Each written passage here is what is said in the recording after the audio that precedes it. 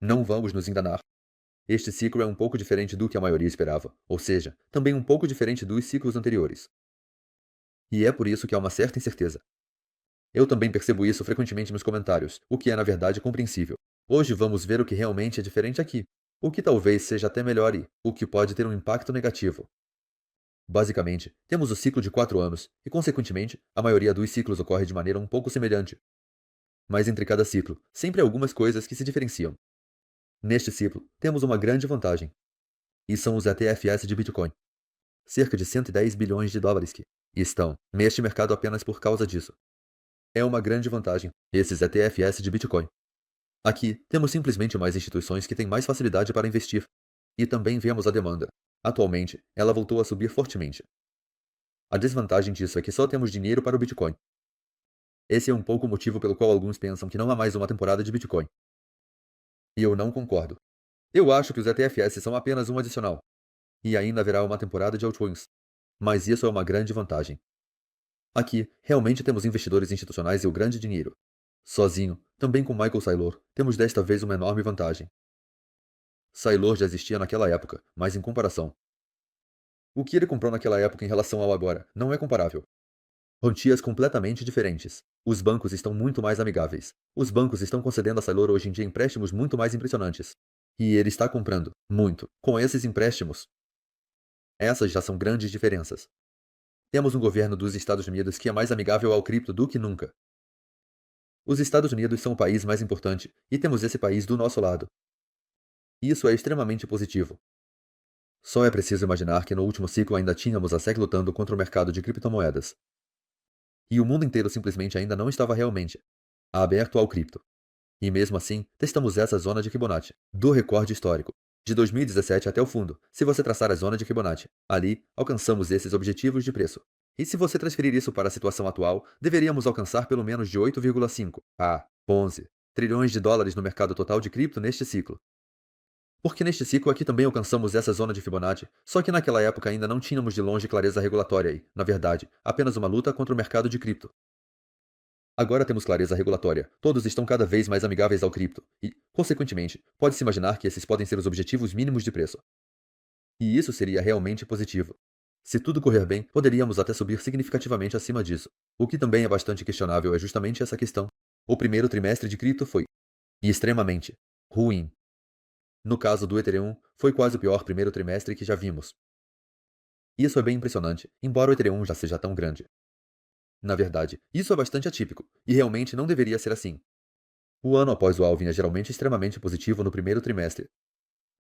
Atualmente, começou bem, mas vamos esperar até o final deste segundo trimestre. Isso significa que, em termos de tempo e dados, se compararmos com o passado, estamos indo um pouco diferente desde o início do ano do que esperávamos. E, na verdade, um pouco diferente do que seria comum.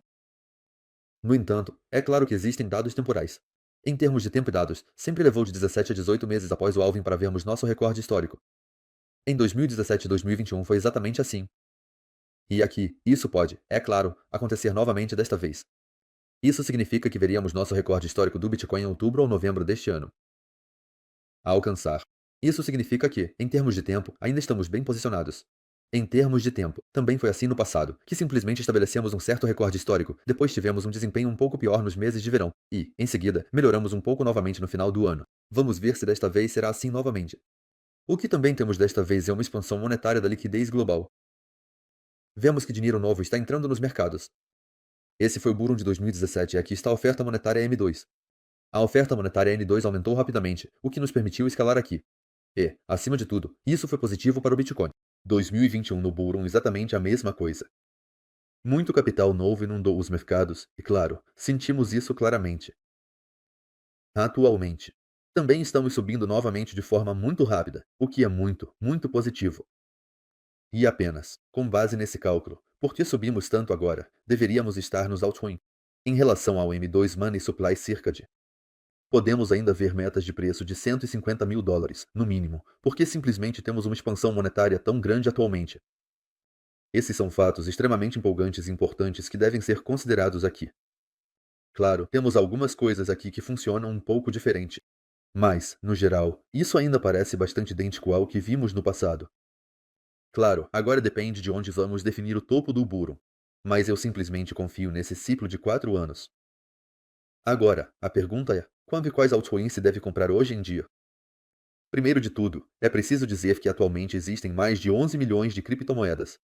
Isso significa que, neste ciclo, também não é mais tão fácil investir em altcoins como no passado. É significativamente mais difícil, porque simplesmente temos muito mais altcoins. E a liquidez não aumentou proporcionalmente. Isso significa a mesma quantidade de liquidez, mas essa liquidez precisa ser distribuída entre mais altcoins. Isso é um grande problema, por isso acho que nem toda altcoin vai simplesmente ter um bom desempenho, como era no passado. Não, desta vez, projetos específicos vão subir. Eles poderão subir bem, mas não é mais necessário investir em tudo. E já está funcionando. Era assim antes, mas não será assim neste ciclo. O que é importante aqui é a narrativa e um diferencial.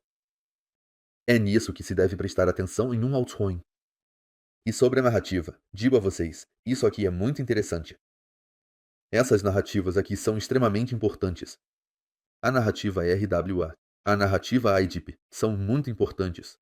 E se você ainda tiver conexão com o governo dos Estados Unidos ou com a Coinbase, isso torna um projeto significativamente mais atraente, significativamente melhor.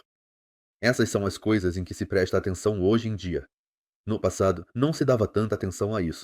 Atualmente, é importante que um projeto venha, de preferência, dos Estados Unidos.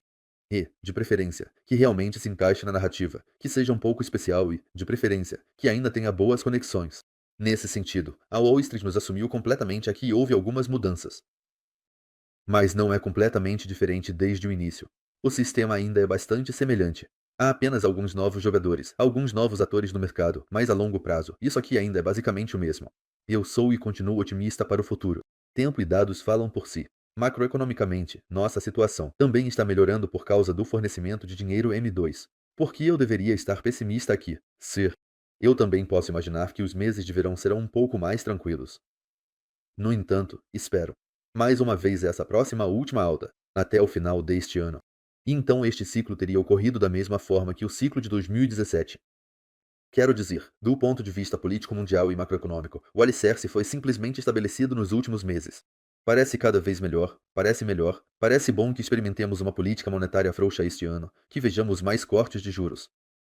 E isso era algo que muitos consideravam impossível. Mas agora já estão precificadas 3, 4, 5 reduções de juros, só este ano. Tudo isso pode acontecer muito rapidamente, será definitivamente muito interessante. Espero que este vídeo tenha oferecido valor para vocês e ficaria feliz se vocês me apoiassem, claro, na forma de um like e um comentário. E então, até a próxima, amigos. Tchau.